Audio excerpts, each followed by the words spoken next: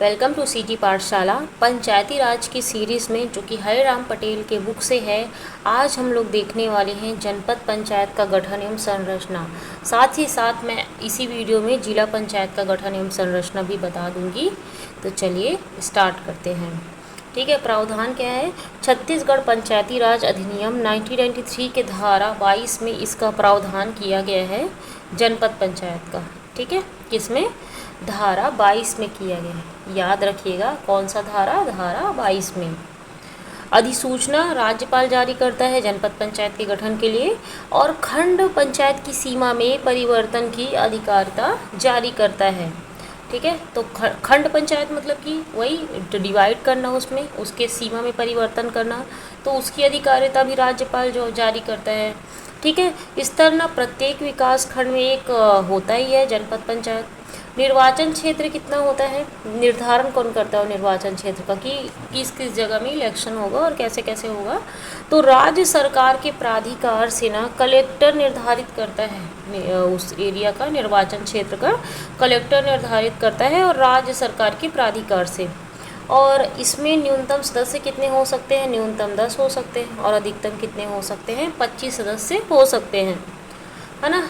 अब जनसंख्या देखें तो प्रत्येक जनपद पंचायत ना 50,000 जनसंख्या पर गठित की जाएगी। कितना? 50,000 की जनसंख्या है ना, तो वहाँ पे एक जनपद पंचायत गठित की जाएगी, या इससे अधिक हो तो भी गठित की जा सकती है। अगर इससे जनसंख्या इससे यदि अधिक हो तब भी गठित की जा सकती है, और मिनिमम इतनी है तब भी गठित की जा सकती है। प्रत्येक जनपद सदस्य बीडीसी को 5,000, ठीक है, 5,000 जनसंख्या का प्रतिनिधि माना जाता है। मतलब एक जनपद पंचायत सदस्य जो है ना, ये माना जाता है कि वो 5,000 लोगों का प्रतिनिधित्व करता है। ठीक है, तो एक व्यक्ति, और यहाँ पे 50,000 की जनसंख्या अगर न्यूनतम है तो फिर एक जनपद पंचायत गठित कर दिया जाता है। ठीक है, और ना 5,000 जनसंख्या रखने का प्रयास किया जाता है, कि मतलब एक प्रतिनिधि 5,000 जनसंख्या रखे। यदि जनपद पंचायत का जनसंख्या 50,000 से कम हो, मतलब अगर जनपद पंचायत है और बनाना है वहाँ पे, और उसकी जनसंख्या 50,000 से कम है ना, तो कम हो तो सदस्य क्षेत्र न्यूनतम 10 होगी। तो सदस्य क्षेत्र कितना होगी? न्यूनतम 10 होगी ही होगी। मतलब अगर 50,000 से कम है तो ऐसा, अब देखो सरपंच का बन गया, है ना, मतलब ग्राम पंचायत बन गया, फिर उसके बाद में ग्राम पंचायत, फिर ग्राम संगठन, पूरा सब चीज़ बन गया, है ना। तो अब वहाँ पे 50,000 से जनसंख्या कम भी है थोड़ी सी, है ना, तब भी जनपद पंचायत बन जाएगा। कितने ग्राम पंचायत को मिला के?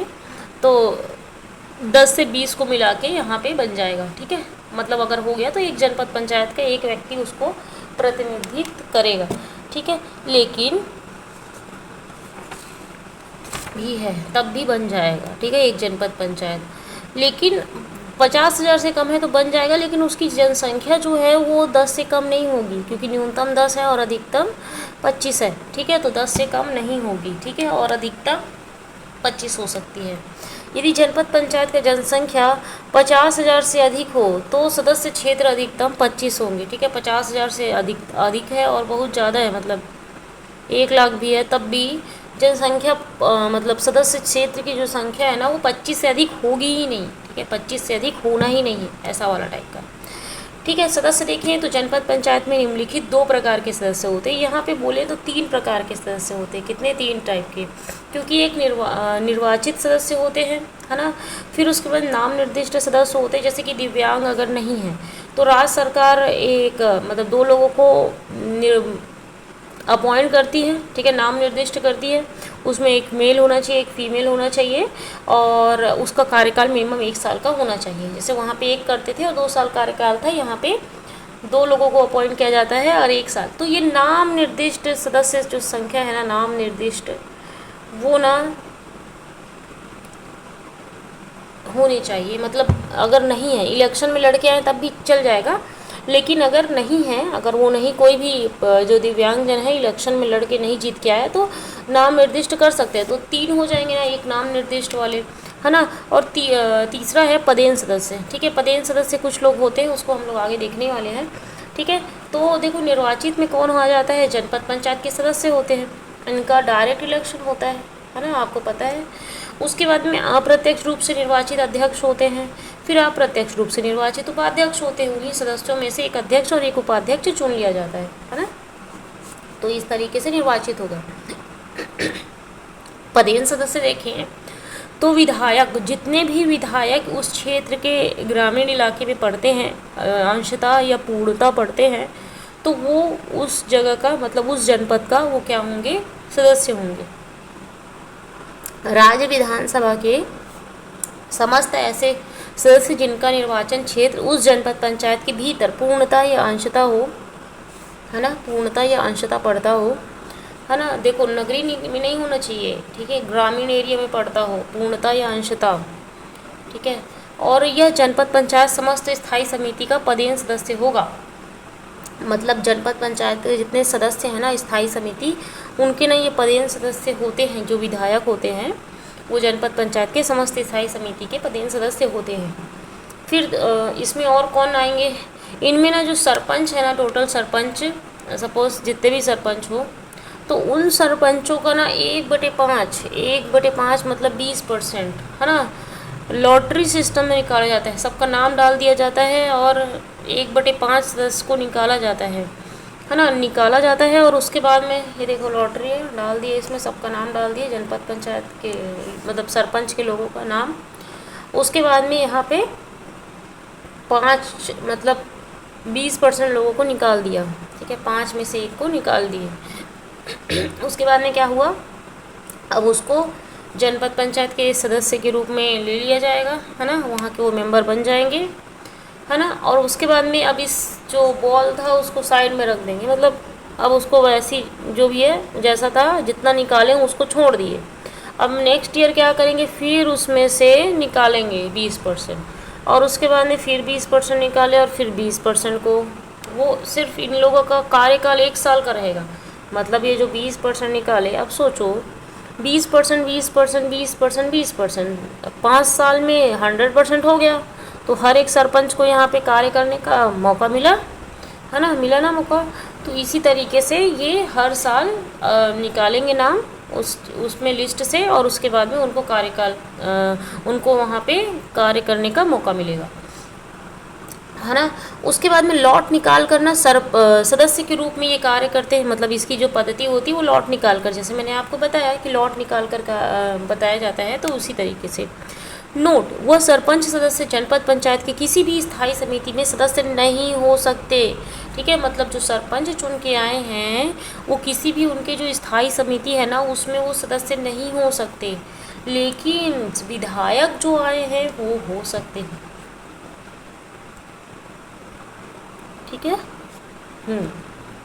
देखो, एक महिला सरपंच जनपद पंचायत की बैठकों में भाग लेने के लिए अपने पति को नामित नहीं कर सकती, ठीक है। मतलब अगर वो चुन के आई है तो वो अपने पति को नामित नहीं कर सकती कि मेरा पति जाके वहाँ पे वो करेगा। वैसे आजकल यहाँ पे बहुत ज़्यादा चलता है कि अपनी पत्नी को खड़ा करवा दिया और उसके बाद में फिर वही पूरा कार्यवार कर रहे हैं, पूरा सिर्फ साइन पत्नी का लग रहा है, तो ऐसा नहीं होगा। राज्य विधानसभा का ऐसा सदस्य जिसका निर्वाचन क्षेत्र पूर्णतः नगरीय क्षेत्र के अंतर्गत आता हो, मैंने आपको बताया था पूर्णतः नगरीय क्षेत्र के अंतर्गत आता हो और विधानसभा का हो, तो वो जनपद पंचायत का सदस्य बनने योग्य नहीं होगा। अंशतः आता हो तब भी बनने के लिए योग्य होगा। उसके बाद में लोकसभा व राज्यसभा सांसद जनपद पंचायत क्षेत्र के पदेन सदस्य नहीं होते हैं, ठीक है। लोकसभा राज्यसभा नहीं होते, जिला पंचायत के होते हैं लोकसभा राज्यसभा, ठीक है। समस्त अधीन आने वाले सरपंच सदस्य नहीं होते हैं, ठीक है। जो सब मतलब हर एक पूरे सरपंच नहीं होते हैं, 1/5 सदस्य होते हैं, 20% सदस्य होते हैं, ठीक है।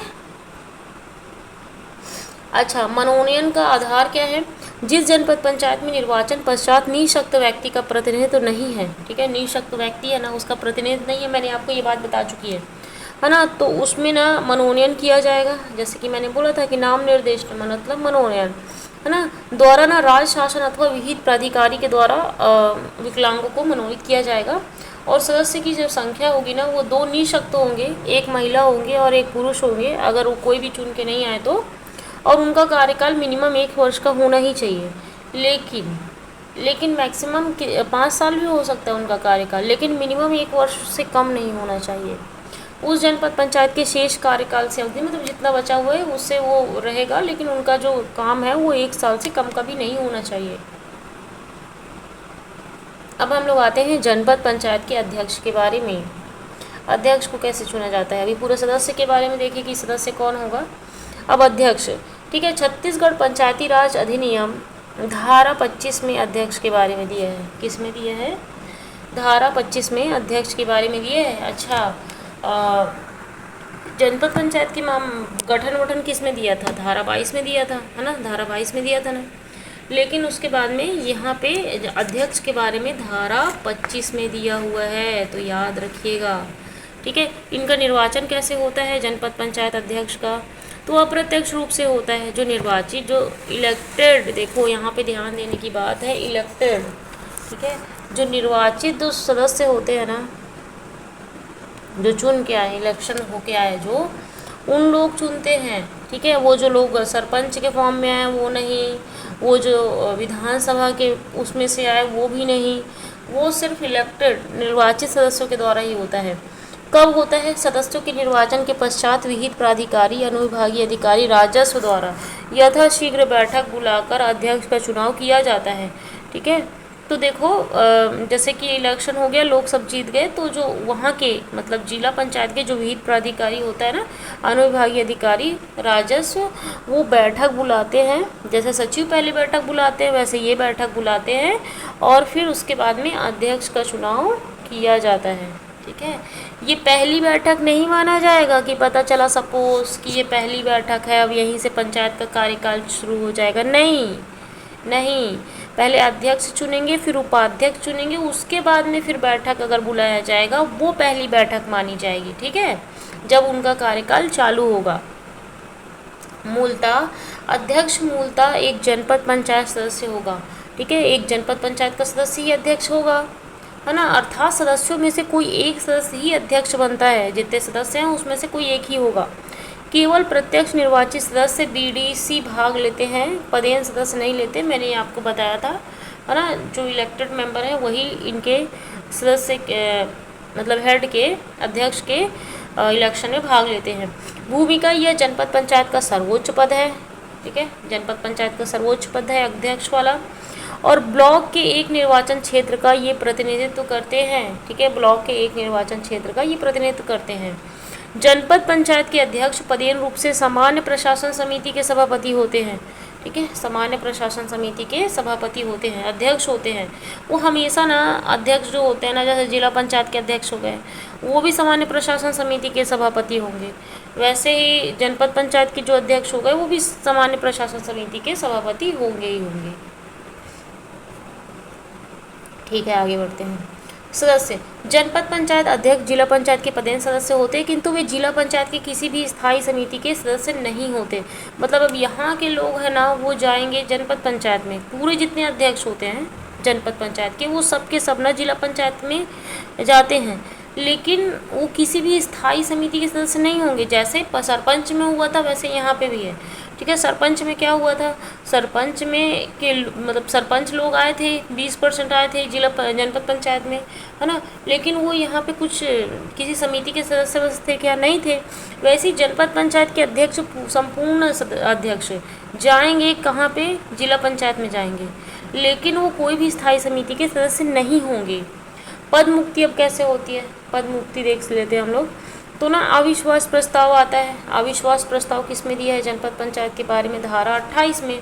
अच्छा, जनपद पंचायत के अध्यक्ष के बारे में कौन से आर्टिकल में दिया था? याद करते चलो, धारा 25 में और धारा 22 में जनपद पंचायत के बारे में बोला गया है, और धारा 28 में अविश्वास प्रस्ताव, ठीक है। संकल्प के द्वारा वो उनको एक संकल्प प्रस्ताव ला के भी उनको हटाया जा सकता है, निलंबित किया जा सकता है। अब निलंबन हमेशा धारा 39 के तहत कलेक्टर या अतिरिक्त कलेक्टर के द्वारा निलंबित किया जा सकता है, या फिर पद से हट सकता है, मतलब पद से हटाया जा सकता है उसको। तो वो धारा 40 के तहत, है ना, धारा 40 के तहत कलेक्टर या अतिरिक्त कलेक्टर उसको हटा सकता है जनपद पंचायत के अध्यक्ष को। और ना त्याग पत्र या फिर दे देगा, त्याग पत्र देगा तो धारा 37 में दिया है, त्याग पत्र के तहत कलेक्टर अतिरिक्त कलेक्टर के द्वारा वो त्याग पत्र सौंप देगा।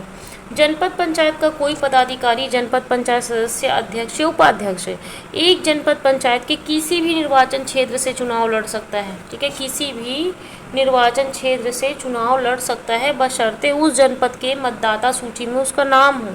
ठीक है, इलेक्शन लड़ सकता है लेकिन उसका नाम होना चाहिए वहाँ पे। ठीक है, अब उसके बाद में हम लोग आते हैं जनपद पंचायत के उपाध्यक्ष का। ठीक है, मुझे ऐसा लगता है कि आपको पूरा अभी तक जो भी बताई में समझ आया होगा, है ना। प्रावधान क्या है, छत्तीसगढ़ पंचायती राज अधिनियम 1993 के धारा 25 में उपाध्यक्ष के बारे में दिया है। देखो, अध्यक्ष उपाध्यक्ष दोनों के बारे में धारा 25 में दिया हुआ है, तो ये मत सोचेगा कि इसके लिए अलग से धारा है ना। निर्वाचन ना अप्रत्यक्ष रूप से होता है इनका निर्वाचन, प्रत्यक्ष निर्वाचित जो सदस्य है ना वही इनको निर्वाचित करते हैं, जो इलेक्टेड मेंबर आए हैं। कब होगा, सदस्यों के निर्वाचन के पश्चात, मतलब सदस्य के निर्वाचन हो गया, इलेक्शन हो गया सदस्यों का, उसके बाद विहित प्राधिकारी ना अनुविभागीय अधिकारी राजस्व द्वारा यथाशीघ्र बैठक बुलाया जाता है और उसके बाद में उपाध्यक्ष का चुनाव किया जाता है। ठीक है, मतदाता उपाध्यक्ष के निर्वाचन में केवल प्रत्यक्ष निर्वाचित सदस्य भाग लेते हैं, पदेन नहीं लेते, ये पहले मैं बताई हूँ। प्रत्यक्ष निर्वाचित सदस्य भाग लेते हैं, जो अपॉइंट किए गए हैं वो नहीं लेते।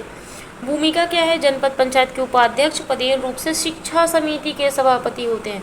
अच्छा, अध्यक्ष कहाँ के होते हैं, अध्यक्ष सामान्य प्रशासन समिति के सभापति होते हैं और शिक्षा समिति के सभापति जो है ना वो जनपद पंचायत का उपाध्यक्ष होता है। वैसे जिला पंचायत में भी वैसा ही होता है। ठीक है, जिला पंचायत का उपाध्यक्ष वो भी शिक्षा समिति के सभापति होगा, वैसे ही जनपद पंचायत का भी उपाध्यक्ष शिक्षा समिति के सभापति होंगे। अब पद मुक्ति देखें तो निम्न प्रक्रिया के माध्यम से उपाध्यक्ष को पद मुक्त कर सकते हैं। ठीक है, अविश्वास प्रस्ताव लाया जा सकता है ना। तो अविश्वास प्रस्ताव धारा 28 में है। ठीक है, वहाँ पे भी धारा 28 में था। उसके बाद में संकल्प के द्वारा लाया जा सकता है। निलंबित, अब मैं निलंबित बताई थी धारा 39 के तहत, है ना। कभी भी निलंबन 39 के तहत होता है। कलेक्टर या अतिरिक्त कलेक्टर निलंबित कर सकता है। पद से हटाया जाना धारा 40 में दिया है के तहत कलेक्टर अतिरिक्त कलेक्टर के द्वारा पद से हटाया जा सकता है। उसके बाद में त्याग पत्र अगर वो देंगे तो धारा 37 के तहत वो त्याग पत्र दे के जा सकते हैं। कलेक्टर अतिरिक्त कलेक्टर को वो त्याग पत्र दे सकते हैं। नोट, जनपद पंचायत उपाध्यक्ष को प्रत्यावर्तित नहीं किया जा सकता। प्रत्यावर्तित मतलब क्या होता है, रिकॉल होता है, और उनको फिर से नहीं बुलाया जा सकता जनपद पंचायत के उपाध्यक्ष को। ठीक है, उसके बाद में जनपद पंचायत सदस्य आ जाता है, बीडीसी ब्लॉक डेवलपमेंट काउंसिल। ठीक है, तो जनपद पंचायत जो सदस्य है ना निर्वाचित होते हैं प्रत्यक्ष रूप से, मैं आपको बताई हूँ पहले ही।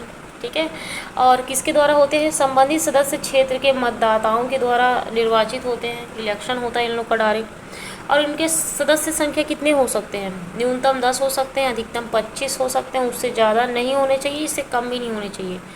जनसंख्या ना प्रत्येक सदस्य 5000 जनसंख्या का प्रतिनिधित्व करता है। मतलब यहाँ पे चुन के आया अगर एक मेंबर तो वो 5000 जनसंख्या का प्रतिनिधित्व करेगा।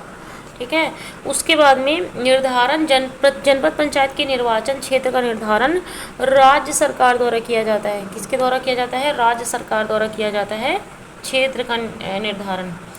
त्याग कौन देता है, जनपद पंचायत अध्यक्ष को देता है। मतलब यहाँ पे सदस्य लोग जो है ना, जितने भी सदस्य हैं 10, न्यूनतम 10 अधिकतम 25, वो सब के सब अपना त्याग पत्र ना अध्यक्ष को देते हैं। किसको देते हैं, अध्यक्ष को देते हैं। अब उसके बाद में आते हैं जनपद पंचायत का मुख्य कार्यपालन अधिकारी सीईओ, चीफ एग्जीक्यूटिव ऑफिसर। हर जगह सीईओ होता है ना, जिला में भी जनपद में भी, और ग्राम पंचायत के लेवल पे सचिव, है ना। नियुक्ति, अच्छा नियुक्ति कौन करता है, सीईओ की राज्य सरकार के द्वारा किया जाता है ना। शक्ति, जनपद पंचायत की कार्यकारी शक्ति मुख्य कार्यपालन अधिकारी में निहित होता है। मतलब कि उसकी पूरी कार्यकारी शक्ति जो है ना जनपद पंचायत की, वो मुख्य कार्यपालन अधिकारी में निहित होता है। और जनपद पंचायत का प्रथम बैठक ना मुख्य कार्यपालन अधिकारी द्वारा बुलाया जाता है धारा 26 के तहत। मतलब धारा 26 में प्रथम बैठक का प्रावधान किया गया है। ठीक है, तो मुख्य कार्यपालन अधिकारी ही ये सब बैठक बुलाता है के तहत नाम प्रकाशन के 30 दिवस के भीतर बुलाता है। मतलब नाम प्रकाशन हो गया ना, उसके 30 दिवस के भीतर ना ये मुख्य कार्यपालन अधिकारी धारा 26 के तहत प्रथम बैठक बुलाता है। कार्य, जनपद पंचायत के अभिलेखों को बनाने की जिम्मेदारी मुख्य कार्यपालन अधिकारी की होती है। पूरे अभिलेखों वगैरह को बनाने की जिम्मेदारी किसके पास होती है? मुख्य कार्यपालन अधिकारी के पास होती है। जनपद पंचायत की मासिक बैठक में आय व्यय की जानकारी न प्रस्तुत करना, ये भी किसका होता है? सीईओ का होता है, चीफ एग्जीक्यूटिव ऑफिसर का होता है। और अध्यक्ष स्थायी समिति के सभापति के परामर्श से बैठकों की एजेंडा तैयार करता है। ठीक है, जो मतलब जो अध्यक्ष है ना, जनपद पंचायत का अध्यक्ष, वो स्थायी समिति के सभापति के परामर्श से, मतलब जितने भी स्थायी समिति है उसके सभापति होते हैं, तो वो जो परामर्श देते हैं ना, उसी के अकॉर्डिंग ना वो ना बैठकों की एजेंडा जो है ना वो अध्यक्ष तय करता है। ठीक है, आगे बढ़ते हैं। जनपद पंचायत विभिन्न प्रकार की योजनाओं एवं रिपोर्ट तैयार करने के लिए उत्तरदायी होते हैं, है ना। योजनाओं और रिपोर्ट तैयार करने के लिए उत्तरदायी होते हैं। राज्य सरकार या जिला पंचायत द्वारा आर्थिक विकास तथा सामाजिक न्याय से संबंधित न प्रदत्त योजनाओं से संबंधित आर्थिक योजना तैयार करना ना, ये सब भी जनपद पंचायत का कार्य होता है। जनपद पंचायत के क्षेत्राधिकार के अधीन आने वाले समस्त ग्राम पंचायतों से संबंधित समेकित वार्षिक योजना ना तैयार करने का कार्य ना जनपद पंचायत का होता है। मतलब उनके अधीन जितने ग्राम पंचायत आते हैं उनके समितिक वार्षिक योजना ना तैयार करने का काम भी कौन करता है? जनपद पंचायत करता है। काम एवं विकास योजनाओं से संबंधित योजना जो कि जनपद पंचायत के फंड से संबंधित होना, वो सब भी कार्य ना जनपद पंचायत करता है। ठीक है, जो कि जनपद पंचायत के फंड से संबंधित हो कार्य भी ये करते हैं। चलिए अब देखो हम लोग आगे बढ़ते हैं, जिला पंचायत में आते हैं। तो इसमें प्रावधान क्या है? छत्तीसगढ़ पंचायती राज अधिनियम 1993 के धारा 29 में दिया हुआ है। किसमें? याद रखिएगा, धारा 29 में दिया हुआ है जिला पंचायत के बारे में। अधिसूचना कौन जारी करता है? राज्यपाल करता है, जैसे हर बार राज्यपाल जारी करता है। और न स्तर न प्रत्येक जिले में एक जिला पंचायत होता है। और निर्वाचन क्षेत्र इनका क्या होता है? निर्वाचन क्षेत्र का निर्धारण राज्य सरकार के प्राधिकार से कलेक्टर के द्वारा किया जाता है। ठीक है, राज्य सरकार के प्राधिकार से ना कलेक्टर के द्वारा निर्वाचन क्षेत्र का निर्धारण किया जाता है। यहाँ पे राज्यपाल नहीं करता, डोंट बी कंफ्यूज। वहाँ पे भी ऐसा ही था, जनपद में भी और जिला में भी राज्य सरकार के प्राधिकार से कलेक्टर करता है। ठीक है, और अधिसूचना राज्य सरकार जारी करता है। इसमें जो संख्या है न्यूनतम ना 10 होते हैं और अधिकतम कितने होते हैं? 35 होते हैं। ठीक है, ये हम पहले वो कई बार पढ़ चुके हैं। अब देखो जनसंख्या क्या होता है? प्रत्येक जिला पंचायत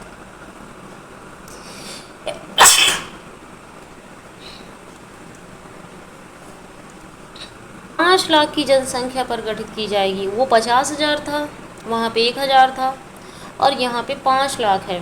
5 लाख की जनसंख्या पर ना गठित की जाएगी, या इससे अधिक हो तो भी गठित की जा सकती है। अधिक हो तो भी गठित की जा सकती है। प्रत्येक जिला पंचायत सदस्य डीडीसी को 50,000 जनसंख्या का प्रतिनिधि माना जाता है। मतलब अगर एक जिला पंचायत के जो सदस्य चुन के आए हैं वो 50,000 जनसंख्या का प्रतिनिधि करेंगे, या 50,000 जनसंख्या रखने का प्रयास किया जाता है यहाँ पे कि 50,000 जनसंख्या हो, लेकिन अगर वो ज़्यादा है तब भी चल जाएगा, है ना। और 5 लाख की जनसंख्या का प्रतिनिधित्व करते हैं एक जिला पंचायत, और उनके जो एक सदस्य होता है ना वो 50,000 जनसंख्या का प्रतिनिधित्व करता है। उनको 50,000 की जनसंख्या के समान माना जाता है। यदि जिला पंचायत का जनसंख्या 5 लाख से कम हो तो सदस्य क्षेत्र न्यूनतम 10 ही होगा। अगर 5 लाख से कम है तो सपोज और कम कर दिया जाए, नहीं 10 ही होगा, मिनिमम 10 और मैक्सिमम 35। यदि जिला पंचायत का जनसंख्या 5 लाख से अधिक हो तो भी सदस्य क्षेत्र की अधिकतम संख्या 35 ही होगी।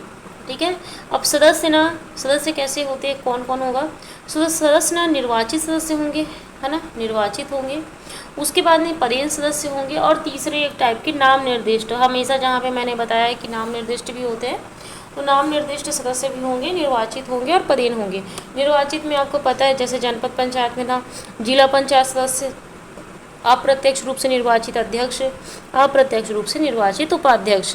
उसके बाद में पदेन सदस्य अब यहाँ पे कौन होते हैं? तो वहाँ पे विधायक थे। ठीक है, वहाँ पे विधायक थे, ठीक है, राज्य विधानसभा के। यहाँ पे भी विधायक है। राज्य विधानसभा के ऐसे समस्त सदस्य जो उस निर्वाचन क्षेत्र के भीतर पूर्णतः या अंशतः आते हों, ठीक है, पूर्णतः या अंशतः आते हों, लेकिन अगर वो नगरीय क्षेत्र में है तो नहीं उसको माना जाएगा, लेकिन अगर वो ग्रामीण क्षेत्र में आते हैं पूर्णतः या अंशतः तो उनको माना जाएगा। यदि जिला पंचायत के किन्हीं 2 स्थायी समिति का पदेन सदस्य होगा, और वो जो सदस्य होंगे ना वो विधायक, वो जिला पंचायत के किन्हीं 2 स्थायी समिति का पदेन सदस्य होंगे। फिर उसके बाद में लोकसभा के सदस्य आ जाते हैं, यहाँ पे राज्यसभा के भी सदस्य आते हैं, वहाँ पे नहीं आते थे। लोकसभा ऐसे सदस्य जिनका निर्वाचन क्षेत्र पूर्णतः या अंशतः शामिल हो, है ना, लोकसभा वाले एरिया में, मतलब इस एरिया में हो, परंतु जिनका निर्वाचन क्षेत्र पूर्णतः नगरीय क्षेत्र में पड़ता है, मतलब पूर्णतः नगरीय क्षेत्र में पड़ता है, जिला पंचायत के पदेन सदस्य नहीं होंगे। ठीक है, नगरीय क्षेत्र में पड़ता है तो जिला पंचायत के पदेन सदस्य नहीं होंगे, किन्हीं 2 स्थायी समिति के वो सदस्य होंगे। क्या होंगे? किन्हीं 2 स्थायी समिति के सदस्य होंगे लोकसभा के मेंबर। फिर उसके अंदर राज्यसभा, वे सदस्य जिनका नाम संबंधित जिले के ग्राम पंचायत क्षेत्र की मतदाता सूची में शामिल हो और किन्हीं 2 स्थायी समिति के सदस्य होंगे। तो यहाँ पे 2 स्थायी समिति बोल रहे हैं। विधानसभा के जो मेंबर होंगे वो भी 2 स्थायी समिति के पदेन सदस्य होंगे। लोकसभा के भी मेंबर 2 स्थायी समिति के सदस्य होंगे और राज्यसभा के मेंबर भी किन्हीं 2 स्थायी समिति के सदस्य होंगे। फिर उसके बाद जनपद के वहाँ के जितने भी अध्यक्ष हैं 10 से 25 के बीच में, वो सब के सब यहाँ पे उठ के आ जाएंगे, सब के सब। जिले के सभी जनपद पंचायतों के अध्यक्ष ना जिला पंचायत के पदेन सदस्य होंगे और 100% जनपद अध्यक्ष यहाँ पे आएंगे। ठीक है, वह जनपद अध्यक्ष जिला पंचायत के किसी भी स्थायी समिति के सदस्य नहीं हो सकते। ठीक है, जनपद अध्यक्ष जो है ना वो जिला पंचायत के किसी भी स्थायी समिति के सदस्य नहीं हो सकते। जैसे सरपंच चुन के आए, मतलब आए थे जनपद में, तो वो किसी भी स्थायी समिति के सदस्य नहीं थे। वैसे ही नीचे से ये जनपद वाले आ रहे हैं तो वो भी किसी भी स्थायी समिति के सदस्य नहीं होंगे। उसके बाद में हम लोग आगे बढ़ते हैं। यहाँ पे विशेष राज्य विधानसभा का ऐसे सदस्य जिनका निर्वाचन क्षेत्र पूर्णतः नगरीय क्षेत्र के अंतर्गत आता है, जिला पंचायत का सदस्य बनने योग्य नहीं होगा। जैसे बिलासपुर का विधायक, ठीक है, नगरीय क्षेत्र में आता है तो नहीं होगा। मनोनयन आधार क्या रहेगा मनोनीत करने का? जिला पंचायत के निर्वाचन पश्चात निःशक्त व्यक्ति का प्रतिनिधित्व नहीं है। मतलब वही मैंने जो बताया था, यहाँ पे भी जनपद पंचायत की तरह 2 लोगों को मेंबर को अपॉइंट किया जाता है और वो जिनका मिनिमम कार्यकाल 1 वर्ष का होना चाहिए। ठीक है, तो अगर कोई भी निःशक्त व्यक्ति इलेक्शन लड़के नहीं आया है द्वारा राज्य शासन अथवा विहित प्राधिकारी के द्वारा निःशक्त व्यक्ति को मनोनयन कराया जाता है। और 2 सदस्य होंगे निःशक्त व्यक्ति, 1 महिला 1 पुरुष होंगे और इनका कार्यकाल ना जिला पंचायत के शेष कार्यकाल की अवधि के लिए 1 वर्ष से कम नहीं होना चाहिए। जनपद में भी 1 वर्ष से कम नहीं होना चाहिए और सरपंच में 2 वर्ष से कम नहीं होना चाहिए, ऐसा बोला गया था। ठीक है, ओके, आगे बढ़ते हैं। जिला पंचायत अध्यक्ष, ठीक है, जिला पंचायत अध्यक्ष ये ना आर्टिकल 32 में दिया, मतलब धारा 32 में दिया है। किसमें? धारा 32 में दिया है। छत्तीसगढ़ पंचायती राज अधिनियम 1993 के धारा 32 में दिया है। निर्वाचन ना अप्रत्यक्ष रूप से होता है इनका निर्वाचन अध्यक्ष का। प्रत्यक्ष निर्वाचित जो सदस्यों के द्वारा ना होता है इनका निर्वाचन। ठीक है, कब होता है? सदस्यों के निर्वाचन के पश्चात विहित प्राधिकारी कलेक्टर या अतिरिक्त कलेक्टर द्वारा यथाशीघ्र बैठक बुलाकर अध्यक्षों का चुनाव कराया जाता है। ठीक है, इलेक्शन हो गया, उसके बाद में विहित प्राधिकारी जो है बैठक बुलाएगा और उसके बाद में अध्यक्ष का चुनाव करेगा। किसके द्वारा होगा? प्रत्यक्ष निर्वाचित सदस्य के द्वारा होगा। जो पूरे प्रत्यक्ष निर्वाचित हैं, जो पदेन है, उनके द्वारा नहीं होगा, जो प्रत्यक्ष निर्वाचित हुए हैं उनके द्वारा होगा। जिला पंचायत का अध्यक्ष जिला पंचायत के निर्वाचित सदस्यों द्वारा तथा उनमें से निर्वाचित किया जाता है। ठीक है, उन्हीं में से निर्वाचित किया जाता है। और जिला पंचायत का अध्यक्ष जिले के एकल सदस्यीय निर्वाचन क्षेत्र से चुने गए प्रतिनिधियों द्वारा प्रत्यक्ष रूप से चुना जाता है। ठीक है, जो अध्यक्ष है ना वो जिले के एकल सदस्यीय निर्वाचन क्षेत्र से चुने गए प्रतिनिधियों द्वारा प्रत्यक्ष रूप से चुना जाता है। मूलतः अध्यक्ष एक जिला पंचायत का सदस्य होगा, है ना, एक जिला पंचायत का सदस्य ही होता है। अध्यक्ष अर्थात सदस्यों में से कोई एक सदस्य ही अध्यक्ष बनता है। ठीक है, तो ये सब पता है आपको। यह जिला पंचायत का सर्वोच्च पद है। ठीक है, सर्वोच्च पद है और जिला के एक निर्वाचन क्षेत्र का प्रतिनिधित्व करता है। ये एक निर्वाचन क्षेत्र का प्रतिनिधित्व करता है। जिला पंचायत के अध्यक्ष पदेन रूप से सामान्य प्रशासन समिति के सभापति होते हैं। अब देखो ये जनपद पंचायत में भी था, है ना, वहाँ का अध्यक्ष जो है ना सामान्य प्रशासन समिति के सभापति होते थे। यहाँ पे जिला में भी सेम है। और जो उपसभापति होगा वो जो अध्यक्ष और उपाध्यक्ष जो होगा वो शिक्षा समिति का पदेन सभापति होगा। पद मुक्ति, अविश्वास प्रस्ताव धारा 35 के तहत इसमें अविश्वास प्रस्ताव लाया जाता है। कौन से धारा? धारा 35 के तहत अविश्वास प्रस्ताव इसमें लाया जाता है, तो याद रखिएगा, ठीक है। उसके बाद में संकल्प द्वारा, देखो यहाँ पे ना जो पद मुक्ति जो अविश्वास प्रस्ताव है ना वो उसके अकॉर्डिंग है, मतलब 7 के पहाड़ा 21, 28, 35, ठीक है। तो जिला पंचायत का 35 में है।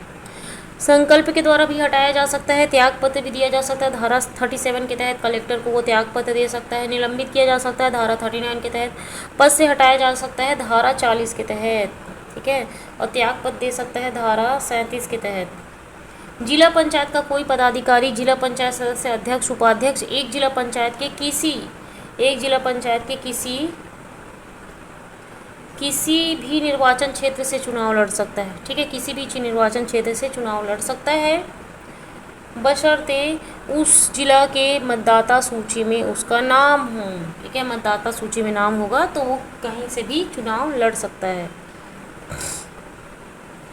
जिला पंचायत अध्यक्ष को प्रत्यावर्तित नहीं किया जा सकता, मतलब रिकॉल का जो प्रोसेस है ना वो जिला पंचायत जनपद पंचायत में नहीं है।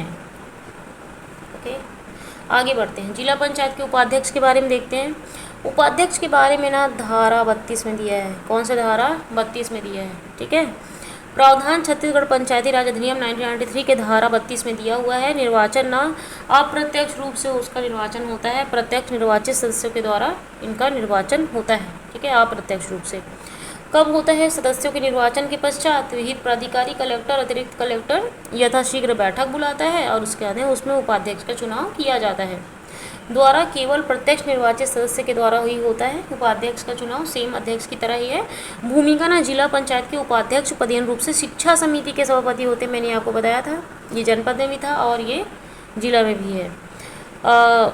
पद मुक्ति अविश्वास प्रस्ताव धारा 35 संकल्प के द्वारा हटाया जा सकता है, निलंबन के द्वारा किया जाता है तो धारा 39, पद से हटाना ये धारा 40 में है, और त्याग पत्र अगर वो दे दिया तो धारा 37 के तहत वो त्याग पत्र दे के जा सकता है। और अविश्वास प्रस्ताव कौन सी धारा में है? धारा 35, मैंने बताया था 7 की मल्टीप्लाई में है तो 21, 28 और 35। नोट, जिला पंचायत उपाध्यक्ष को प्रत्यावर्तित नहीं किया जा सकता, ठीक है, प्रत्यावर्तित नहीं किया जा सकता मतलब रिकॉल नहीं किया जा सकता। जिला पंचायत का सदस्य प्रत्यक्ष रूप से चुने जाते हैं सदस्य लोग, तो पूरे इलेक्शन होता है इन लोगों का, है ना। और जिला पंचायत के प्रत्येक क्षेत्र से मतदाताओं द्वारा जिला पंचायत सदस्य का निर्वाचन किया जाता है। न्यूनतम यहाँ पे 10 होते हैं, अधिकतम 35 हो सकते हैं। प्रत्येक सदस्य मतलब एक सदस्य ना 50,000 जनसंख्या का प्रतिनिधित्व करता है ना। और 5 लाख अगर जनसंख्या हो तो एक जिला पंचायत बनता है ना। पद्धति एकल सदस्यीय निर्वाचन क्षेत्र से इनकी होती है और त्याग ना ये जिला पंचायत अध्यक्ष को ये त्याग पत्र देते हैं। फिर उसके बाद मुख्य कार्यपालन अधिकारी देखते हैं, सीईओ चीफ एग्जीक्यूटिव ऑफिसर। नियुक्ति ना राज्य सरकार करता है, ठीक है, ना राज्य सरकार करता है। मुख्य कार्यपालन अधिकारी की नियुक्ति राज्य सरकार द्वारा करा जाता है। IAS रैंक का अधिकारी होता है ये मुख्य कार्यपालन अधिकारी, ठीक है। और जिला पंचायत की कार्यकारी शक्ति मुख्य कार्यपालन अधिकारी में निहित होती है। जिला पंचायत का प्रथम बैठक ना मुख्य कार्यपालन अधिकारी ही बुलाता है धारा 33 के तहत, ठीक है। प्रथम बैठक मुख्य कार्यपालन अधिकारी बुलाता है धारा 33 के तहत। नाम प्रकाशन के 30 दिवस के भीतर बुलाया जाता है, ठीक है। जिला पंचायत के अभिलेखों को रखने उनके बनाए रखने के लिए ना ये उत्तरदायी होता है CEO, ठीक है। जैसे वहाँ पे सचिव थे, वहीं वहाँ पे वैसे ही जनपद में भी CEO थे और वैसे ही यहाँ पे जिला में भी CEO हैं। अच्छा, मैं आपको एक बात बता देना चाहती हूँ, जो लॉटरी निकालने का काम होता है ना, अगर सेम वोट आ गए तो अगर बराबर वोट हो गए तो लॉटरी के थ्रू नाम निकालने का काम करते रहे, है ना। तो यहाँ पे कोई भी वो मत नहीं देता है ना, मतलब कि मेरा मत प्रधान है ऐसा टाइप का नहीं होता है। तो यहाँ पे लॉटरी निकालने का काम कलेक्टर करता है, ठीक है। देखो, पंच, सरपंच, जनपद सदस्य और अध्यक्ष ये सब के सब ना अपना जो है ना मतलब त्याग पत्र कलेक्टर को देते हैं, ठीक है। पंच, सरपंच, जनपद सदस्य और अध्यक्ष लेकिन जिला पंचायत के जो अध्यक्ष है ना, वो अपना त्याग पत्र ना संचालक पंचायत को बोल देते हैं। किसको देते हैं? संचालक पंचायत को देते हैं। कौन? जिला पंचायत के अध्यक्ष। ओके, तो ये चीज़ नोट करके रखिएगा। ओके, अध्यक्ष देते हैं। ठीक है, आगे बढ़ते हैं। तो ये हमारा टॉपिक यहीं पे ख़त्म हो गया। ठीक है, तो चलिए, अगर आपको अच्छा लगा हो, तो अगर आप लास्ट तक देखें तो आपको अच्छा लगा होगा, तो लाइक ज़रूर कर दीजिएगा, मोटिवेशन बढ़ता है। एंड शेयर कर दीजिएगा और सब्सक्राइब भी कीजिएगा। Bye bye.